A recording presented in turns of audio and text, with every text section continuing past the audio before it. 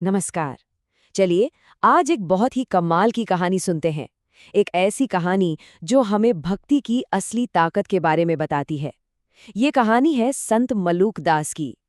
इनकी आस्था, इनका विश्वास इतना पक्का था कि कहते हैं खुद भगवान को उनके पास आना पड़ा।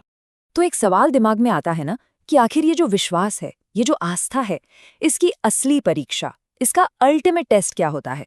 और यही सवाल आप देखेंगे इस पूरी कहानी का दिल है। तो चलिए इस सवाल का जवाब हम संत मलूकदास के इस सफर में साथ मिलकर ढूंढते हैं। तो कहानी शुरू होती है संत मलूक दास की एक बहुत ही गहरी इच्छा से।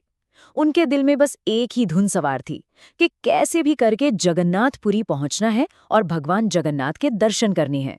और बस यहीं से उनकी वो कमाल की यात्रा शुरू हो जाती है। अब देखिए, वो जमाना आज जैसा तो था नहीं, कोई ट्रेन, कोई बस, कुछ नहीं।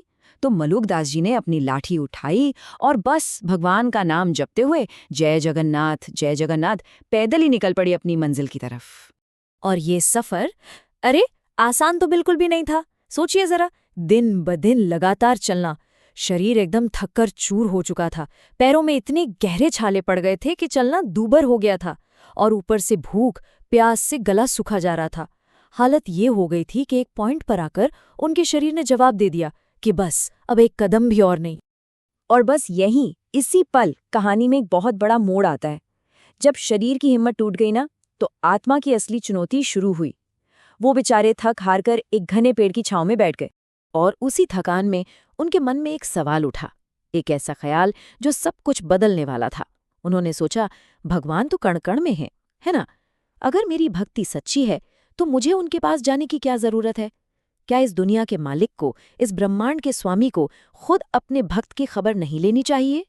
और बस उसी ख्याल के साथ उन्होंने एक पक्का इरादा कर लिया, एक प्रण ले लिया। उन्होंने मन ही मन कहा, हे प्रभु, अब मैं यहाँ से 1 इंच भी नहीं हिलूंगा। अगर आप सच में हैं, अगर आपका प्यार सच्चा है, तो आपको खुद यहाँ आकर मुझे खिलाना होगा। मतलब ये एक तरह से पूरा सरेंडर था, और कह सकते हैं कि सीधे भगवान को एक चैलेंज था। अब यहाँ से कहानी एक बहुत ही मिस्टीरियस और कह सकते हैं कि चमत्कारी मोड़ लेती है। एक ऐसी घटना होती है जिस पर यकीन करना मुश्किल है। तो वक्त गुजरता रहा, दोपहर निकल गई, शाम भी ढल गई, पर मलूकदास जी अपनी जगह पर एकदम अडिग ध्यान में डूबे रहे। वो जरा भी नहीं हिले। और फिर जब जंगल में आधी रात का गहरा सन्नाटा छाया, तभी अचानक उस घने सुनसान जंगल में एक रोशनी फैली, एक दिव्य प्रकाश। मलूकदास जी को लगा कि कोई उनके पास आके खड़ा हुआ है। उन्होंने धीरे से अपनी आंखें खोली। तो जैसे ही उन्होंने आंखें खोली, उन्होंने देखा कि एक बहुत ही प्यारा सा बालक हाथ में सोने का थाल लिए खड़ा है, और उस थाल में गर्मा गर्म प्रसाद। उस बच्चे ने बड़ी मासूमियत से कहा, बाबा, ये खाना आपके लिए जगन्नाथ जी ने भेजा है। मलूकदास जी तो हैरान रह गए। उन्होंने पूछा, बेटा तुम कौन हो और इतनी रात को इस जंगल में अकेले क्या कर रहे हो? तो उस बालक ने जवाब दिया, मैं तो मंदिर का एक सेवक हूँ, भगवान ने ही मुझे भेजा है। अब यहाँ एक बात समझना जरूरी है, प्रसाद का मतलब सिर्फ खाना नहीं होता। ये वो भोग है जो पहले भगवान को चढ़ाया जाता है और फिर भक्तों में बांटा जाता है। मतलब वो सिर्फ खाना नहीं था, वो तो साक्षात भगवान का आशीर्वाद था, एक डिवाइन ब्लेसिंग थी। चलिए, अब सीन बदलता है। अब हम चलते हैं अगली सुबह सीधा पुरी के जगन्नाथ मंदिर। वहां एक बहुत बड़ी गड़बड़ हो गई है और एक नया रहस्य सबके सामने खड़ा है। मंदिर में तो जैसे हड़कंप ही मच गया था।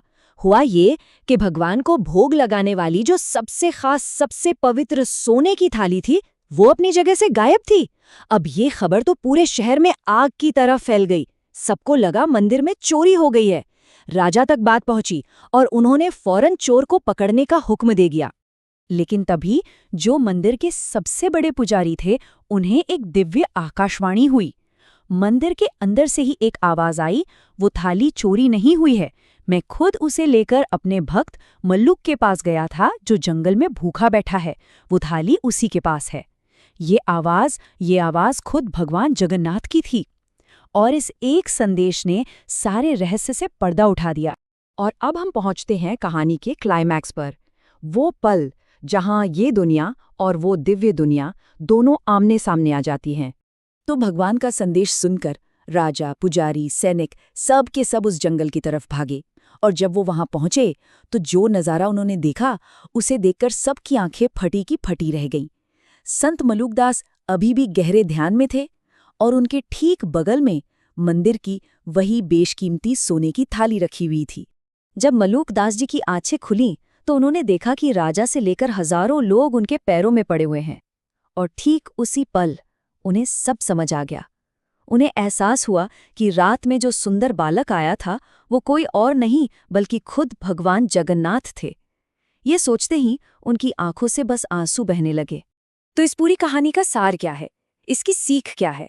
वो ये है कि जब भक्ति में से मैं खत्म हो जाता है, जब अहंकार मिट जाता है और आप पूरी तरह से सरेंडर कर देते हैं, तो फिर भक्त को भगवान के पास जाने की जरूरत नहीं पड़ती, बल्कि भगवान खुद चलकर भक्त के पास आते हैं। और इसी अनुभव के बाद मलूकदास जी ने वो मशहूर दोहा लिखा जो आज भी हम सब जानते हैं और जो उनकी पूरी फिलॉसफी का निचोड़ है। ये दोहा इस बात का सबूत है कि जब आप भगवान पर पूरा भरोसा करते हैं तो वो आपकी हर ज़रूरत का ख्याल रखते हैं, क्योंकि पालने वाला तो वही एक है। और ये कहानी हमें एक बहुत ही गहरे सवाल के साथ छोड़ जाती है कि हमारी अपनी ज़िंदगी में हमारी कोशिशों की, हमारे एफर्ट्स की लाइन कहाँ ख़त्म होती है और कहाँ से वो पूरा सरेंडर, वो समर्पण शुरू होता है। इस कहानी को सुनने के बाद ये सोचने वाली बात है ना?